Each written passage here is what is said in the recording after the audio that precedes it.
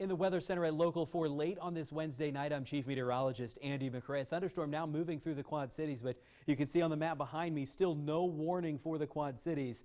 That's because even though we do have some gusty winds and some small hail, for a thunderstorm to be a severe thunderstorm and to warrant a warning, the hail has to be an inch in diameter or larger, and the winds have to be 60 miles per hour or stronger. And right now, that is not the case in the Quad Cities. It is the case, though, in portions of Knox County. We've had a severe thunderstorm warning, and a new severe thunderstorm warning for Knox County goes until 12:15.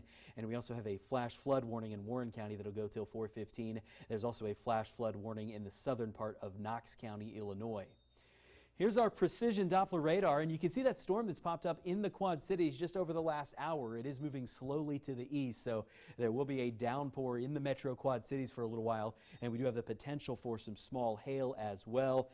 And we also are still monitoring those severe thunderstorms in portions of Knox County. This moving off to the east a little bit as it continues to drift down to the south as well. We've had golf ball size hail well south of the Quad Cities. Nothing like that in the metro area so far, other than, again, just the potential for some small hail in the Quad Cities. In the Quad Cities, we have seen some lightning. We've heard some thunder over the last 30 minutes.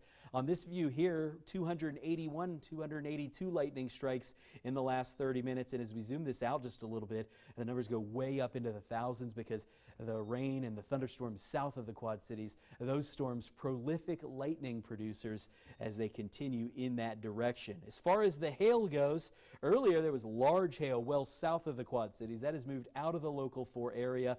In the metro Quad Cities right now, the potential is there for some small hail. And again, as I put the numbers on here, you see it is under an inch, and that's one of the main reasons we do not have a severe thunderstorm warning in the Quad Cities. That hail under the threshold of 1 inch for a warning to be issued. We are following all of the storms, though, very closely, not just here in the Quad Cities, but also in Knox County, where there's been very heavy rain, and that's why we have the flash flood warnings in effect well south of the Quad Cities as well.